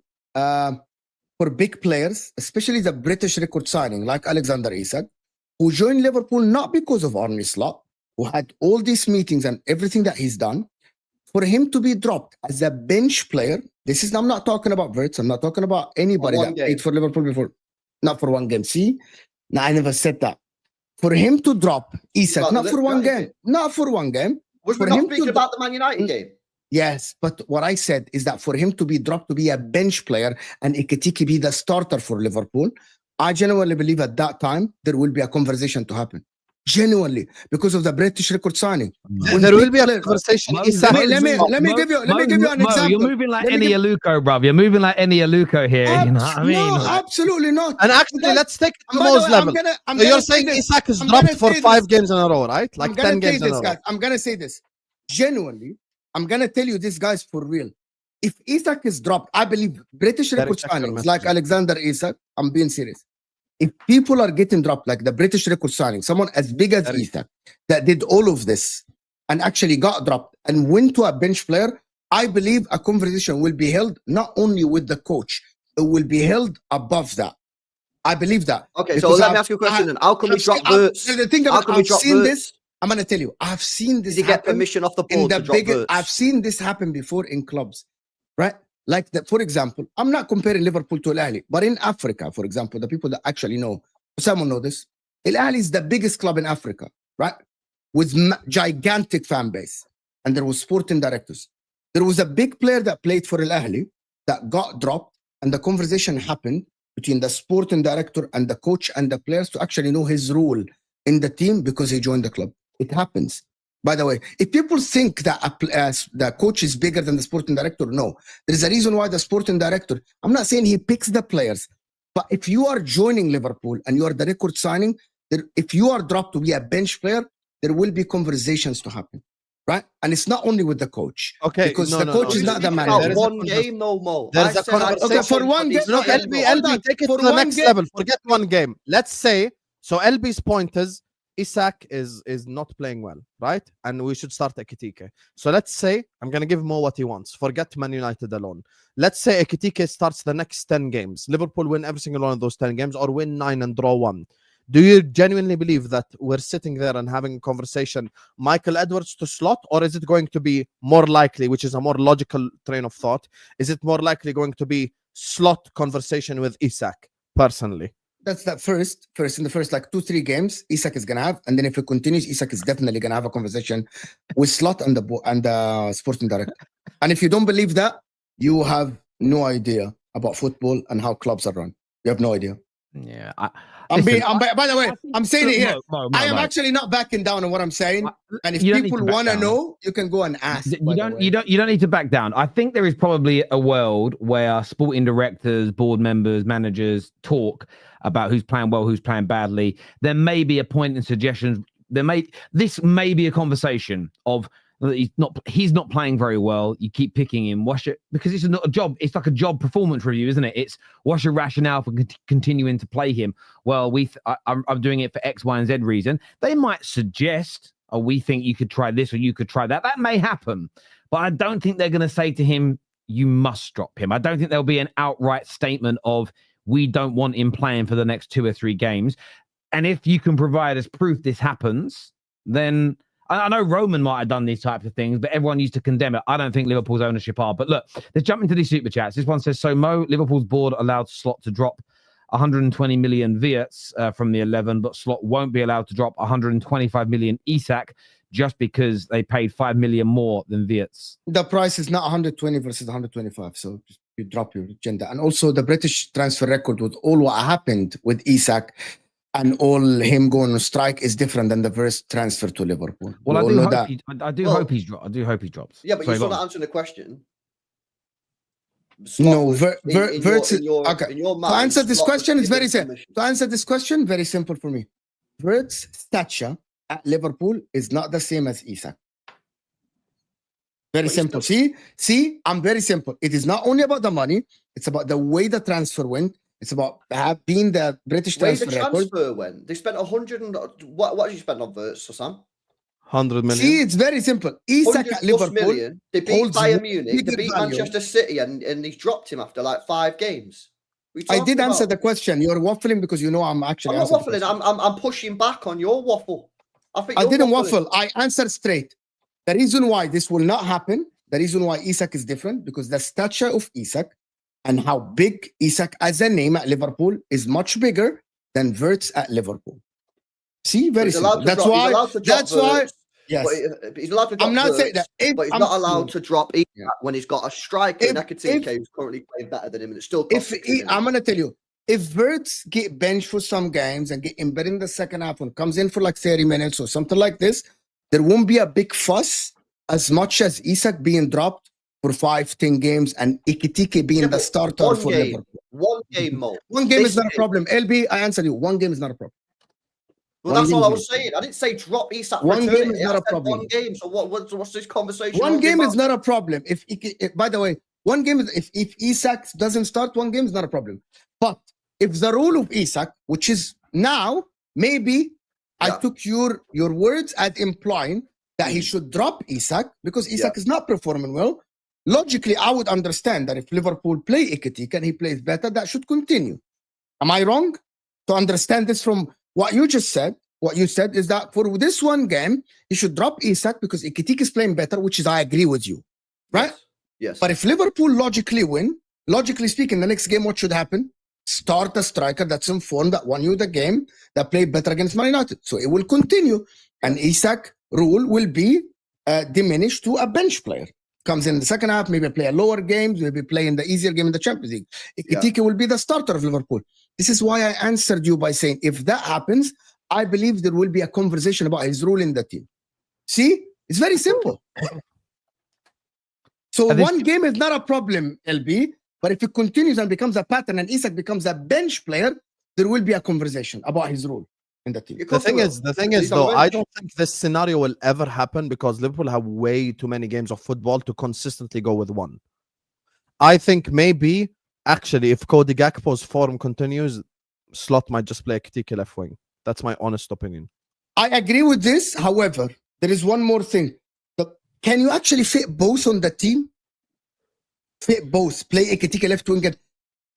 Is he coming to play left wing? Because Ekitike has has a high work rate. He's a hard-working player. He tracks back, so he does all the defensive work. And at the same time, like with all due respect, Gakpo can't lace his boots. There's also games where you can just give it a go, innit? Why not? Give it a go. Have a little look. That's how you find out if you can play left wing. Play him left wing. There's plenty of games for it. Yeah. Actually, you guys might be surprised that I'm the one saying this, but the reason why we can't play Isak and Ekitike together up top is Mo. As long as Mo is in this team, it's impossible to play Isak and Ekitike up top together. Categorically impossible. Tracking back, is it? Yeah. What are you doing? What is this? Did I say that the sporting director will tell Slot to drop Isak? You're putting the poll in the chat. But I said that the sporting director will tell him to drop Isak. That's what you said, right? No, that's not what did I say that the sporting will tell him to drop Isak? It's the opposite. You said it's that the sporting opposite. Director would not give Slot permission to drop Isak. I would not give him permission to drop him. Okay. Anyway, no worries about it. Go ahead. Do your thing. Finish the super chats. Would Slot get stacked then? Not for this, LB. Come on. No. Let's just go along with your imaginary story. If Slot, I'm just curious. I think it's hilarious. I don't know. It goes against in this situation, yeah. Let's say Liverpool drop Isak this weekend. Ekitike slams it. Liverpool best performance of the season, and the next 5-6 games, he keeps playing Ekitike whilst the sporting director smashing it. Yeah, and the sporting director says you need to play Isak. He doesn't because they're winning, they're playing well. What happens to Slot? Does he get fired? I don't know, to be honest. I don't think so. I think there will be a clash. It's not. It might come from Isak himself. I've redone the poll. Is this better? I said, is Mo right? Will the sporting directors stop Slot from dropping Isak? That's what I think. There will be a bigger conversation. Right now, yes, I actually think this is right. You're right. Okay, cool. Go ahead. Ramazan here says the key for United is a win versus Liverpool that shows the system played a factor that builds the proper confidence and momentum. Now, listen, I agree. I mean, I've got no real hope in that happening, but I do agree. I think if Ekitike plays better than Isak, then Isak should be benched. Isak needs to perform better, but it isn't just. I'll actually tell you why I disagree with this. I actually think we need to start Isak. But for different reasons. If Liverpool want to win this league, we need the Isak 20 goals. We simply need it. Like, we actually categorically need it because we know that Salah is not going to carry us for 2 years in a row, 29 goals. So I need Isak to get that 20 goals, and it's impossible for him to get into the rhythm if he's dropped. Can I ask you a question though? Can I ask you a question though? Are you not, are you not slightly concerned though that, this was going to be a different talking point. We've kind of done the Isak thing now, but I know that these are just stats, but Isak's not doing well for Sweden either. And I only brought this up. This isn't to rip into either of the players because you both know I rate them and think they're excellent. But it isn't just Liverpool that he's been looking off key for. I mean, in fairness, Sweden fans, Swedish people, they're angry at both strikers. They're basically saying that they were both brilliant for us. They've had these big summer moves and they've been trash for their nation. And I don't really think it matters what Arsenal and Liverpool fans think about their club performances. The Swedish people have an absolute right to condemn their best players not performing well. We would all do it with our nation. Are you not worried maybe that Isak's poor form isn't just because Slot hasn't got it right yet, so therefore playing him could damage him? Okay, I'll give you an honest answer. I've actually watched both Sweden games. Gyokeres, I'm not trying to be disingenuous. I'll be completely honest about this. Gyokeres has been considerably worse than Isak on the pitch. Like, he's been ghosted in both games. Isak in the first game against Switzerland created a clear-cut chance for Bergvall. Like, he literally missed the tap-in, and Isak missed the chance himself. Isak is getting involved into games, and he's creating chances for his teammates. Now, I've spoken to Swedish people who were there literally on my watch along, and they want their manager gone. I'm not blaming the manager just for Isak's form as well again for Sweden, but I think this is all down to, this is literally currently Isak's preseason. Like, Isak hasn't had a preseason, hasn't had training. He's like, this is him just getting his fitness up. He just said, literally just before this international break was the first time Isak said, I'm ready for 90 minutes. The guy hasn't been fit. This is all Newcastle's fault because they lied to the public, just like all the journalists lied to the public and said he ain't for sale and all that bullshit. And in the end, they accepted less than 150 million. That's why Mo called them bitches at the end of the transfer window, because after all this bullshit, you ended up accepting less than 150 anyway. So you just wasted everyone's time. So had they just accepted the 120 from fucking May, Isak would have been fit and ready for the season, but he ain't fit, he ain't ready. And the reason why I'm not worried is he's shown his quality. Just the same reason why Arsenal fans shouldn't be worried about Gyokeres. Both are going through a rough patch right now. One maybe for like less fitness reasons than the other, but I think when Isak is fit and ready, he will start to perform. And even in these games, like he's had so many good moments for Liverpool and had good moments for Sweden too. Like he's created good chances for he literally put Bergvall literally one-on-one with the goalkeeper. Can I, LB, before you speak, can I actually wait, 1 second, yeah? The point is, you know that all that what you just said is nonsense because you bought Isak to do one thing, which is put the ball in the back of the net, which is what you just said 2 minutes ago when you said we need Isak because we need him to score 20 league goals. That's what you just said. So all this about, he's getting involved and all this kind of crap, that's just waffle, bro. Yeah, but that's the only reason why I brought that up is because Terry brought the Gyokeres up in the same picture. That's it. Yeah, but LB, to your point, which I'm going to give you a scenario. Forget what I said about the sporting director. Who do you think is going to turn it around and actually be better, Isak or Gyokeres? Like, I sat down and I thought about it yesterday. If Gyokeres doesn't continue, I believe that maybe Havertz come back and actually battle him for the number one and actually start. They're in the same position. I think Isak, if I'm watching Isak, I believe that 99% in my head, Isak will score goals for Liverpool. But I cannot say that. Yeah, but I cannot say the same, for example, about, I'm not as confident about Gyokeres as much as I am confident about Isak. Because he's done it in the league. Yeah, I mean, I feel like they're in the same position. Like, Gyokeres is in the Arsenal team to score goals. Yeah, and if he ain't scoring goals, then why is he playing? You might as well play Havertz, innit? Okay. Yeah. The difference is Ekitike is a very, very good footballer. Husam just said we need Isak in this team because we need him to score 20 league goals. Ekitike has already scored 3 league goals, and his hold-up plays mega, and he's a techie baller. My point on Ekitike is I think because he's been signed in the same team in the same summer as they got Isak, I think people disrespect Ekitike and don't rate him as highly as they should. I think the guy's a baller. And my point is this season, when Liverpool have played with Ekitike up there, I think they've looked decent. I think he links up good. I think he drops into the hole well. I think it allows Wirtz to spin and get in behind. I think they'll be better off playing Ekitike. That's my point. I like Ekitike, but the problem is because you're not looking at the long-term vision, though. The problem is the same question that Mo asked, but forget Gyokeres. Put Gyokeres to the side. Who's more likely, if he starts every single game from now to the end of the season, who's more likely to score 20 plus Premier League goals, Ekitike or Isak? Genuinely. Well, Ekitike is already on 3. I think he believes Ekitike. I think he believes Ekitike. Okay, LB, if you believe that, fair enough. I accept what you're saying. I'm simply saying, look, there are currently 31 Premier League games left. Okay. Yes. If I am given right now, gun to my head, who's more likely to score 20 plus goals in these 31 games? If he starts every single game, gun to my head, I would choose Isak because he's a better goal scorer. Okay. Could Ekitike do that as well? Yes, he can do it. I'm not denying that he can do it. I'm simply saying we're just talking about probabilities here, not possibilities. Probably Isak will be the one that does it. That's why I'm saying, if I want to win this league, I need Isak banging in the goals. How can Isak bang in the goals? By starting games of football. Why though? Why? Sam, can I just say this as well? Because Salah is going to score 29 goals again. Is it not more important though you have a better team?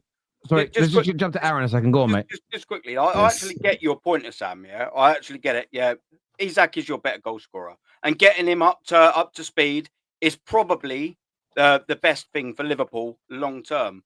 The problem is with that is, what about if it takes him 6, 7, 8 games to actually get up to speed and you're shunning a striker who's actually in form and banging you in them goals at the minute?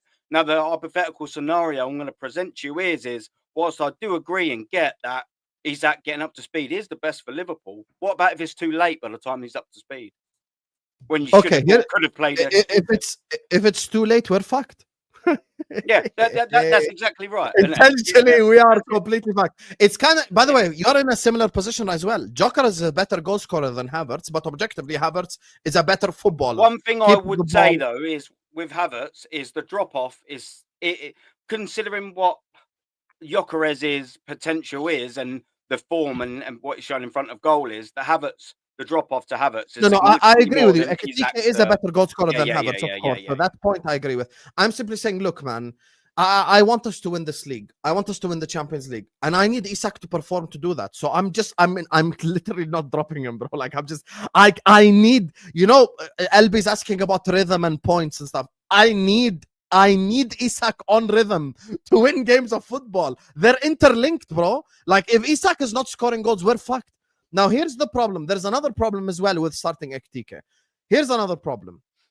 I don't think Wirtz and Ekitike work with each other. So starting Ekitike constitutes us dropping Wirtz as well. So now forget having a £125 million striker on the bench. A £125 million striker and a £100 million creator has to be on the bench for Ekitike to succeed. Ekitike's best games was when we played the prototypical midfield. Remember when I said Slot puts out the wrong combinations out there? Against Everton, we played the old school midfield with Ekitike up top. Mwah, beautiful football. Against Atletico, we played Wirtz with Isak without the prototypical midfield with the DM partner you suggested, which is Granberg Szoboszlai, which I agree with. And we also cooked. Now, I don't want a world in which we drop Isak and Wirtz to perform well because at some point in the season, I'm going to need these guys. When Salah goes to AFCON, 90% they're probably both gonna start with each other. So I need like Isak to perform way more than I need Ekitike to perform, because I need Ekitike to perform in the cup games and the Champions League games. I need them. I'm sure Isak will start games of football as well. I'm simply saying, bro, if we want to be successful this season, this cannot be Salah FC again. There's a reason why we bought Isak and Wirtz and Ekitike and all these players, so they have to perform. You just said when you first started speaking an hour ago, you said, when are we going to talk about Florian Wirtz? Correct. But I need them to perform too, which is why I'm going to start him against Man United and the game after and the game after and the game after. You said something it's easier to say that. Let me just land quickly. Because me and you both said something this week where we agreed. Slot needs to stop chop and changing now. That's it. Stick to this 11 that me and you agreed on and run with it. And if Isak and Wirtz both suck after 3-4 games, drop him. No. But why? Yeah, a minute though, right? So I agree, yeah. But why are you going? Why you got to pick Isak over Ekitike when Ekitike has already scored 3 goals and got an assist as well in the Prem? I explained it to you. I'm talking about long-term vision, bro. If I want to win the league, I need him. Bro. I think I really broke it down really well. Even though I don't think you did. You just go in. We need Isak because we need him to score goals. Ekitike scoring goals. Stylistically, I think what he means is stylistically, Wirtz doesn't work with Ekitike because both occupy the same places. I disagree. Can I ask a question though? Can I ask a question? Sorry, Mo. Can I ask this question? Is there a possibility in your mind though, Husam, where LB could be right from the perspective of, let's say you do play Wirtz and Isak for the next 4 games, before the international break, and we can actually look at what those 4 games look like as well, plus the Champions League games. But they start against United, they start away against Brentford, they start against Aston Villa. You mean both of them? And they start away again. Yeah, well, you just said you want your manager to pick them both for all 4 games, right? Yes. Yeah, so... Except Palace.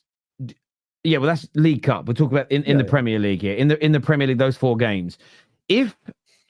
Do you not think there's a possibility that if he does that and they're still not up to speed, they're still not fully fit, they don't quite click and work together, could you not drop enough points in that period where suddenly Arsenal are 4, 7, 8, 9 points ahead of you, City maybe have overtaken you, and then it's a mistake? Do you not maybe think with playing poorly at the moment, having lost your last 3 games, is it not maybe right to play your informed players right now, which is maybe more of a guarantee of points as opposed to taking a bit of a gamble? I'd rather take the gamble.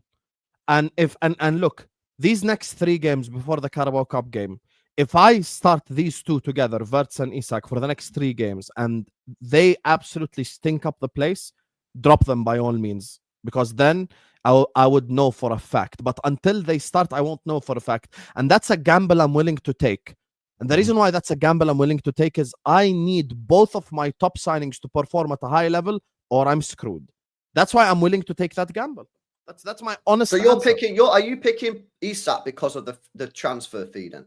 No, LB, don't do this. Don't do this. You're doing the footy judgment now. Don't do this. What? I'm asking you a genuine question. The life out of my statement. I think it's more likely. Okay, I gave you the reason. Football reason. I think more likely Isak scores 20 plus goals. Football reason has nothing to do with money. Okay, that's it. Just quickly, I've got to shoot. I'll be able to be back in 10, yeah? You've done a show with him plenty of times. Yes. He doesn't believe that Ekitike is a 20-plus goal striker. He doesn't. Not at the moment. Based on what? Bro, I think if Ekitike starts the next 31 games, he'll get 15 goals, but 13 assists. See that? I've had you get this argument with him so 15 goals, yeah? So he'd be on what? 18? My brother. So you're dropping Ekitike because you want to see Isak for 20 goals, which is 2 extra goals. Ekitike allows for Gakpo and Salah to be the goal scorers. That's the difference. Said you think that Ekitike would score 18 Premier League goals.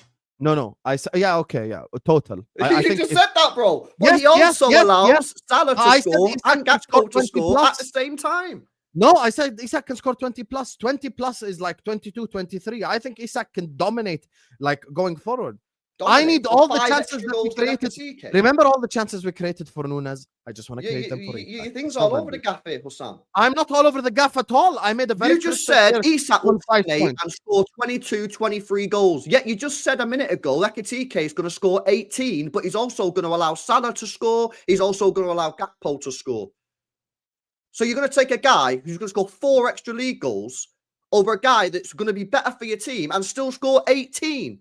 For what reason? What are you saying, LB? Are you saying that Isak is not good for Liverpool? That they wasted the money? I said before Liverpool signed Isak, I said I don't think this Isak. He's doing all this to prove he's right, basically. I didn't know because I didn't do shows with him. I didn't know this. You're literally proving my own point because the problem is, you're talking about Isak scoring 20, 22 goals. If you sat here with chest and said, I think Isak will score 30 league goals, I get it. Because 30 league goals are a lot. But you're saying he's going to score 22. But if he scored 30 and 31, he should be player of the season. No. You're saying that you expect Isak to score only 22 goals. That's what you're saying. But you're also saying if Ekitike continued to play, you think he'd get 18, which is only like 4 or 5 behind Isak. But you also said he'd get like 8 to 10 assists. And he'd also let Salah score. Yeah, but I don't think Isak is the type of striker that will get 0 assists. Isak will get like 5, 6 assists. No. So you're taking a player that's going to be worse for the team because he's going to score 4 more goals than Isak. It's not worse. Wow, worse for the team. You sound like City fans who wanted Haaland dropped for Alvarez. Can you respect yourself? What do you mean worse for the team? That's what you're saying. You're saying he's not worse for the team.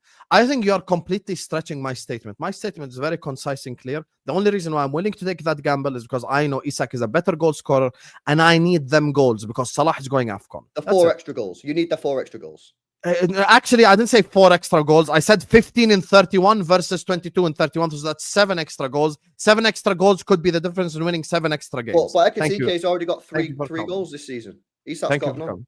I know Sam's got to go pray for a moment. We'll jump back into these super chats while you go and pray, brother. And this is what happens when you spend 125 million on players. And you know what I mean? I had it Mo for years with Grealish. Yeah, it's my fucking time. It's my time to feast. He's like, this is it. I got him. I got all of you. Well, I know how Mo was feeling now over the last years with Grealish, mate. It's nice feeling, man. I can't lie. What I will say is this. This is why when people go in on the £100 million signings of other clubs, I've learned to be really to tread on eggshells with it because all that ends up happening is it comes back at you at some point, and it's not a nice place to be in. Tony here says this panel feels like the Galacticos of YouTube football streamers. Keen to listen to you waffle for 2 hours. Big up Oz. Big up Oz fellas. Yeah, I'm not too sure what happened to Positive Dan. He just went black screen for ages. I'm not sure. I hope he's all good. He hasn't messaged. And Aaron will be back with us soon. Sam, wait till Feb, right? Same energy. Arsenal fan is so rattled and pretending not to be. I mean, he's talking about Aaron. And I don't think Aaron was rattled. I do think Aaron was like fuming as well. So they're both angry, but they were both doing the "I ain't angry" gimmick, whilst like their hand. You know that meme of the guy, the cartoon with his fist clenched. That's what it was. So Sam, forget about Arsenal. What do you think about City? We're gonna come on back to this in a minute because I've got a graphic to put up. Big business versus big bottle jobs. We will be there, is what CAA Mafia says. My Harry Amas says, congrats to Husam for learning how to let other people have a conversation without continuously interrupting. Let's fucking go. Slot didn't set up Isak right to cook an 18-year-old. I did that one already, actually. I would love to see Liverpool lose to United, but I can't see United getting even a draw. I predicted United 0, Liverpool 4, easy win for Liverpool. I will say, obviously, I want United to win for my club. Liverpool losing like badly, I think that would be the best cinema of maybe the season. I think watching them melt down online, I think that's just hours of fun for all of us just to sit and watch that, because they're you can even see with Husam, they're bubbling at the minute. I don't know if you see that, LB and Mo, like they're kind of bubbling at the minute, Liverpool fans. I'm telling you, bro, if that happens, it's the best. This is going to be the best couple of days of content you'll ever see in your life. LB's going to be there with his reactions. I'll be there with my reaction. That'd be great, mate. I'll be cancelling my schedule. Let me sit down. LB, are you twerking for Husam like VVD at Chelsea? Well, I don't know if I was just twerking then, bro. I was arguing with him, innit? There we go. Liverpool dropped Nunes past 2 seasons for not... Where's that gone? For not performing when Nunes was Liverpool's highest paid transfer before this window. So why is it different now, Mo? Because it's 125 million, but it's a British record fee. Nunes was not a British record fee. But Wirtz is different. By the way, LB, I just got to tell you something. Terry closed the poll. I just won. Just to let you know. Yeah, he did. 53%. I think Mo's right. I actually won. What was the poll? What was the wording of the poll? Either you literally say the chat are idiots. Well, that's not difficult. What was the wording of what was the wording of the poll? Go on, give me the straight very wording. simple. Actually, it's worse than what I said. Terry literally said, "Will the sporting director stop Slot from dropping Isak?" It's actually worse than what I said. Mad. If you think that that's going to happen, that's crazy. Well, okay. Mo and Isak won't. I thought it meant you as in Mo for a minute. Mo and Isak won't work because Mo is selfish, just like what happened with Mo and Mane. I don't know if that's true. That was a great big accusation, my friend. That's a massive accusation. Well, Husam basically confirmed this. He said Mohamed Salah and Gakpo would score more goals in the team with Ekitike. He literally said that himself. You know what the problem with that logic is, and I know we're gonna move on to the next super chat. Is literally Mohamed Salah last season created the most big chances in the league and had the most assists. Factually, that is not true. Like, he can literally create chances for Ekitike as well, and Ekitike can score, and he can. Well, he created a chance for Isak in the last game when he did that. Yeah, like he will do the same for Ekitike as well. Like that. No, like if Mohamed Salah goes back to his best, it wouldn't be a problem regardless of who plays. To be honest with you, it doesn't matter if it's Ekitike or Isak. That's what I wanted to say when Husam was like, "We need Isak to work." No, you gave Mohamed Salah 400k, and if he's not even performing like 50% of last season, that is trouble. That is a lot of trouble. Mohamed Salah need to perform. By the way, there is not enough. Listen, I'm Egyptian. There is not enough talk about Mohamed Salah's form this season. There is not enough talk. But Isak is a much better player than Gyokeres, so there should be more criticism for Isak, right? Yes. I mean, again, people always push that logic when it suits them and not at other times. This here from Frederick says, now I know Husam is disingenuous. Who held the ball for Isak to create the chance Bergvall missed? This is true. You won without him. How do you need him? Look, I do get Sam's logic that he wants Isak firing for when Mo Salah moves on, but listen, they might cook this weekend and smash Man United and go on a run, and this will all become elementary. But the next 4 or 5 games, if for whatever reason, they drop points, and I was actually one of our tasks for the show today. We didn't kind of get around to it because the debates were so good, but we put them up already. You look at Liverpool's fixtures here: home to United, away to Brentford, home to Aston Villa, and away to Man City. You look at Arsenal's fixtures in this period: away to Fulham, then they are playing at home to Crystal Palace, then they go away to Burnley, and then they're away to Sunderland. You look at that, and I think I know there's 3 away games in there, but I think people are looking at that and are sort of predicting between 9 to 12 points for Arsenal in that period. You look at City, whose form's been good, home to Everton, away to Villa, then they play Bournemouth at home, which is a toughie, then they play Liverpool. And again, I'm looking at City at the minute, and I think 9 points from that is a fair guesstimate. Liverpool have got to start performing, because I don't know about you, gents, but if they go to the next international break and they're suddenly 5-6 points off top, but also 4 or 5 points off of second place, that pressure really starts to mount. Yeah, I'm gonna say something about City. Haaland scores, City are dangerous, and also everyone in the league will shit their bed if City are between 2 and 5 points comes January. Everyone, it doesn't matter who's top. By the way, they will shit their bed. Because I've seen this movie before plenty of times. City are like, yeah, they're this, and then they're 2-5 points, and then bang, Pep Guardiola fucking finds the magic box shit, and then they're winning like 18 games, and everyone is crying at the end of the season, and Pep Guardiola is lifting the trophy. That happens plenty of times. Do I see this happening? Maybe not, because they rely so much on Haaland. And I went and checked. Haaland, if I'm not mistaken, averages between 10 and 12 games he misses. So it seems through injury. If they keep him fit, they will be there. If they don't, I don't think they have the firepower to actually keep winning games, because he scores a lot of goals. He's brilliant. He's fucking majestic. Like, he's improving even, bro, his passing and his dribbling, which is fucking ridiculous, to be honest, if we think about it. Yeah, he's been amazing this season. By the way, if City win against Liverpool, I'm telling you, Terry, if City at Etihad win against Liverpool, the league is in trouble. The league is in trouble. I need something. It's making me laugh. I feel bad. I thought Dan, who was on with us, his screen was, you guys noticed his screen was blank for a good 30 minutes, right? It wasn't just my end. I kept him on screen because it kept it kind of symmetrical. And then when Aaron left, I put them both backstage. And then he messaged me saying, like, what happened? He had no idea his screen went blank, right? He was trying to talk and get involved in the conversations, and we couldn't hear him. And he just thought for 40 minutes we were all ignoring him. I wasn't ignoring you, bro. We couldn't hear you, innit? He was like, I was talking to myself. I was like, oh, mate. He didn't know his phone had got disconnected. He was sitting there having a conversation. Sorry. I don't mean that rudely. That just tickled me. I wouldn't ever ignore someone on the panel in that way. It just, the screen went blank. I thought you had to do something with the kids or whatever, and you would kind of come back. I didn't think of it in any other way, shape, or form. But Aaron is back with us now as well. How are we doing? Good, bro. Good. We've done all these super chats now. There we go. It's good. But yeah, so what do you think of your title chances, LB?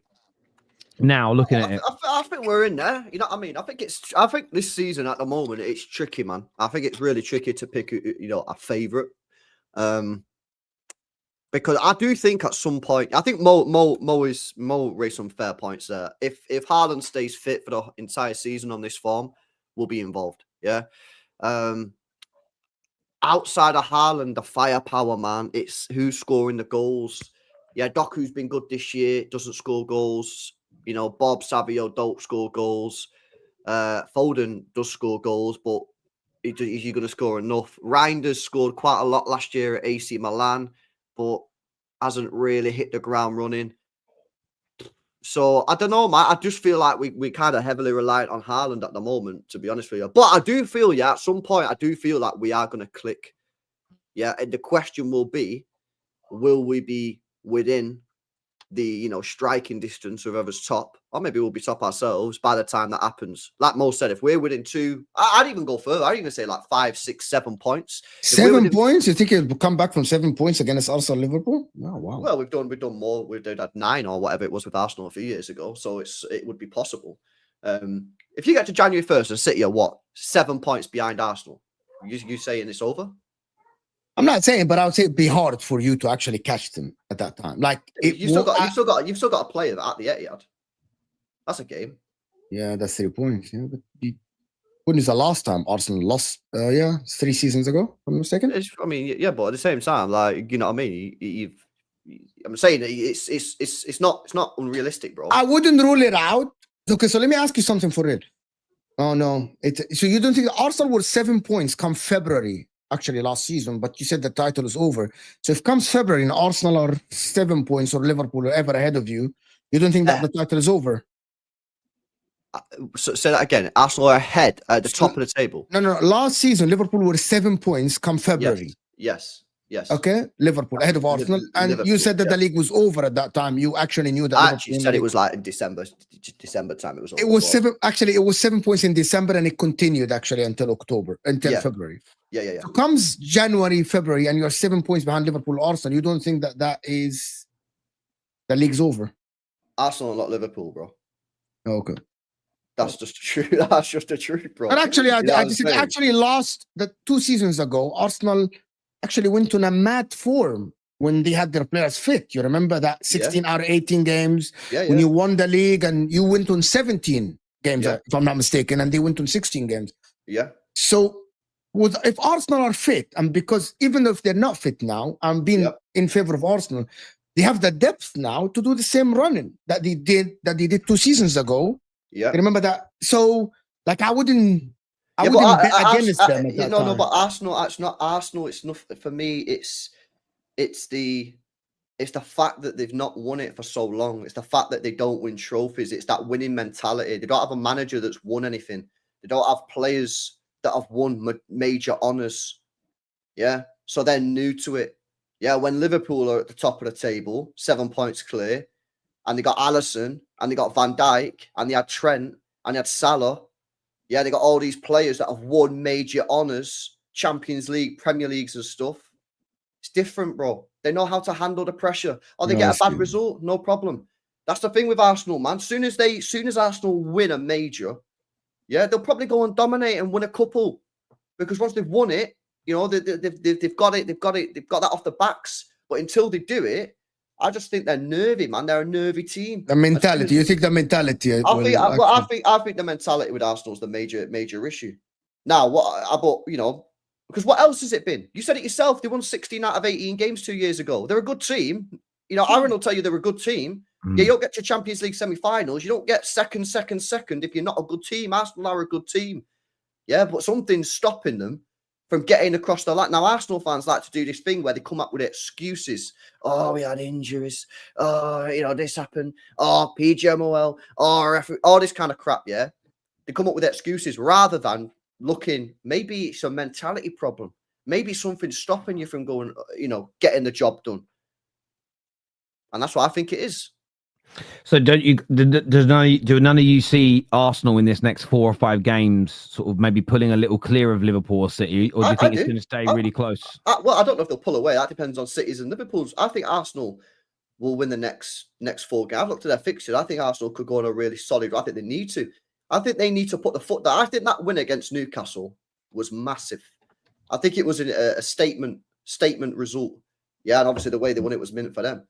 Yeah, but this is them sort of results for me. I'm looking at that and going, hang on a minute. You know what I mean? They've not won there, I think, in 2 or 3 years or the last 3 times. I don't think, Aaron can correct me, I don't think they've had a shot on target there for like the last 2 times they've gone, or some weird stat like that. So going there and getting the job done like that, it's a big result. Yeah. Coming back against City last couple of minutes of the game, getting an equaliser. I think Arsenal are looking good, but I think until they get across the line, there's always going to be that doubt because they've not won anything. Fair enough. I can't argue with this, but I see Arsenal a little bit different this season, a little bit different, especially because of the depth and the talent he has. What do you see? What do you see? Like that, I actually think that Newcastle game, they wouldn't win that game if you're talking about the mentality. They wouldn't win that game. Yeah. No, I agree. I think they would struggle massively to climb that from 1-0. But the reason why that's not a measuring stick is because Havertz scored 2 winners against Brentford as well 2 seasons ago. Very tough place to go, and they did it away at Brentford. Scoring last minute. I think the Arsenal are more scoring last minute winners is not mentality by itself. I think it's about consistency. That shows mentality. You know, that's the thing. So they have to be consistent. Aaron will tell you, as an example, Fulham has actually been a tough game for them. So they go over there, they win. Yeah. You know, it makes a difference. So they have to consistently do this. If they consistently do this, we'll be convinced. Fulham game is fucking massive. No, it is, away against us, you know, in the 22-23 season, we ran all over them 3-0, and since then we've lost, and we drew there last season to a Saliba second half goal, and it was a real stale game. So they are a tricky opponent for us. So I definitely don't hold anything for granted. But I've said this on my channel, and I think you boys will agree with what I'm going to say anyway. These next 4 or 5 games for Arsenal Football Club pose an opportunity. Liverpool have got some tricky games. You know, I expect them to take a lot of points out of it. I'm not sort of saying that, you know, especially obviously having Man City away. That's tricky. Arsenal, yes, they've got tricky Fulham game. They've got North London. You'll be at home. We've got a good record against them at home. We've got 2 relegation teams away. But, you know, if you're going to win the league, or at least stamp your authority in a Premier League title race, which Arsenal at the moment should do, you have to be taking serious points from our next 4 or 5 games. And it sort of stems from what I was saying to you earlier, Sam. It's about putting that little bit of pressure on. I'm not saying Liverpool under no pressure, but what I'm saying is Arsenal have the opportunity to ramp it up a little bit now, to go, do you know what, in these next 4 or 5 games, you should be winning these games. If you sort of look at it from this, most of the time, a Premier League title winning side will go on that 9-10 winning run. 8, 9, 10 winning game run, or over the course of 10, 12, 13, 14, 15 Premier League games, they'll lose 1, draw 1, and win the rest, or draw 2, win the rest. You know, a title winning run. Arsenal Football Club, aside from correctly, which I think LB and Husam, or maybe it might have been Mo, quite rightly said, that was 2 years ago. Manchester City and Arsenal both had fantastic run-ins. Manchester City just had a slightly better one than us. Last season, I don't think, if my facts are correct, I don't think Arsenal put more than a 4 or 5 winning game in the Premier League run together. And you are not going to win, or maybe there are exceptions to the rule, but largely you're not going to win the Premier League on that. Arsenal Football Club now present themselves with the opportunity of being unbeaten in the last 2 or 3, having a great springboard, a platform of a late win against Newcastle. Liverpool's performances haven't been fantastic, so now results are showing. We've got a comfortable win against West Ham. Now build on that. Now go to Fulham, another little hoodoo of a ground, just like Newcastle was, and go, do you know what? We might not run you over 3-0, but we're going to get a bastard of a 1-0 win there. Keep the run going. Then you're going to play these other teams. Keep winning. Keep momentum going. You're playing the Burnleys and the Sunderlands away. Yes, they pose, every Premier League game poses some form of trickiness in that. But essentially, if you're going to win the title or stamp your authority or put that bit more pressure on your opponents, you've got to be winning these games. In the next 4 or 5 fixtures for Arsenal Football Club, we should be saying, do you know what, we're here to win this. Because if Arsenal do pick up 4 and 1 draw or win all 5 of them games, Manchester City and Liverpool are going to be looking over and going, do you know what? Arsenal mean business this season. Guardiola and Slot are going to be looking over their shoulder and going, oh yeah, Arsenal mean the business. LB and Husam are going to be going, do you know what? Yeah, Arsenal mean actual business this year. And critical Arsenal fans like me are going to be going, yeah, do you know what? We might actually look after the part this year. Now, after that, you know, of the next 4 or 5, there'll only be 12 games amassed. There's plenty of games left to go. And I think nudging on what LB was saying there is, if Arsenal and Liverpool at that point are quite neck and neck, I'm still going to favour Liverpool purely because been there, done that, got the T-shirt. I'm still going to go, yeah, Liverpool probably will win it. But, you know, when you start pulling away, who knows? I sort of make... Arsenal don't have a tough game until the international break, by the way. Not a single tough game, by the way. This is what I'm saying, and exactly my point in total, Sam. Arsenal Football Club, if they are serious about this Premier League title, need to be winning and building a title winning run. Now, we don't know if they'll win the title after that run. They could absolutely belly flop the next 5 games afterwards. However, teams usually, when they win the title, have that run where they go, do you know what, we're going to put an 8, 9, 10 winning game run ahead. Or again, as I'll reiterate, in 15 games, draw 2, lose 1 and win 12. You know, that's what the best teams do, minimum. Arsenal Football Club did do that at the end of the run 2 years ago. We didn't do that last season, and that's what we need to do. We've got a great opportunity here to do it. Whether we will do it or not, none of us are sat here with a crystal ball. None of us know. I hope we bloody do. Of course I do. But we just have to wait and see on that. Yeah, I think this is a great opportunity for Arsenal. I think the games are really, I think they're winnable. They're not easy, especially going away to Fulham. They can be a really tough team. And who's the other away game you've got? Why don't we've got Burnley and Sunderland. Yeah, Burnley and Sunderland. I think a team winning the title should be going there and winning.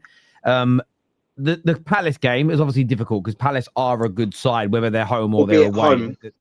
They've lost one game but they've still lost one game in 19, and they've played some big teams away.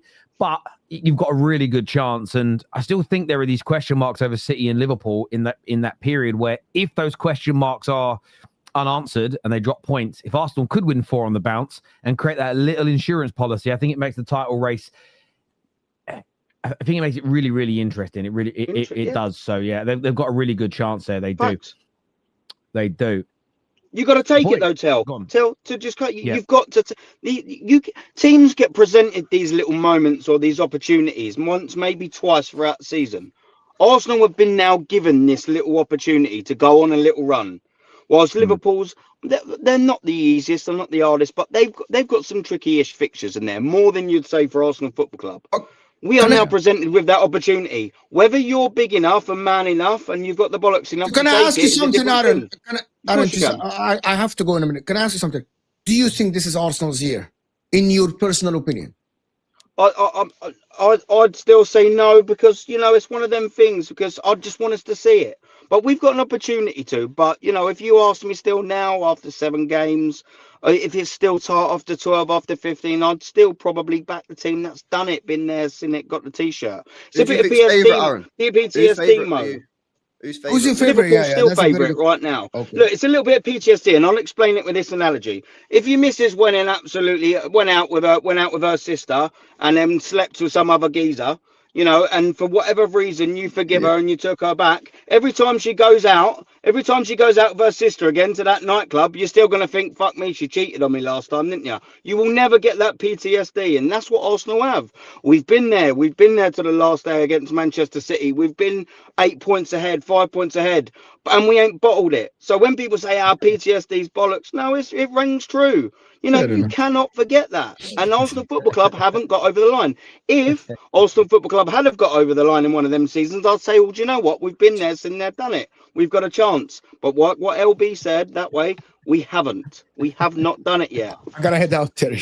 I love the analogy. And listen, I agree, Aaron, in the sense of I don't think Arsenal fans should get ahead of themselves. Of course, if you beat Fulham, celebrate, but don't get ahead of yourselves. Equally, I do get there is a PTSD element that sits within you. What I would say, if you're in a relationship and that happens, very sad, if you do decide to take the person back, if you don't let it go, it will always haunt you. So the one pushback I would give you is if you take someone back and then every time they're gone to the shops, you're praying, you're looking out the window, you're stressing, you're on your phone, what are you doing?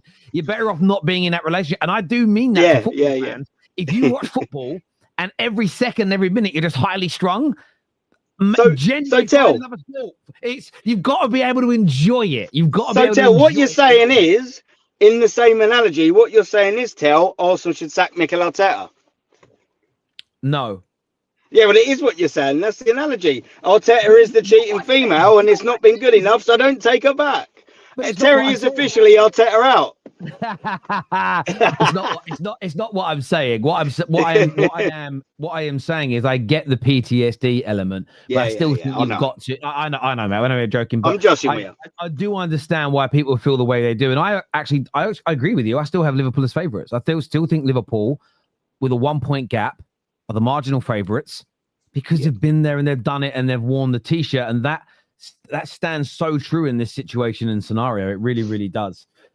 So the comments are making me die. Do me a favor, please, people. Hit the like button, please. Make sure you are subscribing. Make sure you got that bell notification button turned on. This is going to redirect you to Footy Judge Mo stream, so go and support my bro over there. We're back tonight after England's qualifier, so looking forward to seeing you all then. And then from tomorrow, you'll be seeing me. I will be doing some content whilst I'm in Ireland when my son's at school, but I'm going over to visit my boy. So there'll be no live streams in the evenings or anything like that. Some quality family time with him. Gents, always a pleasure. Thank you all very, very much for being on the show. To all of our viewers, members, super chatters, you're all absolute legends. Until next time, people, take care. Goodbye. God bless. And we'll see you all soon. Bye-bye.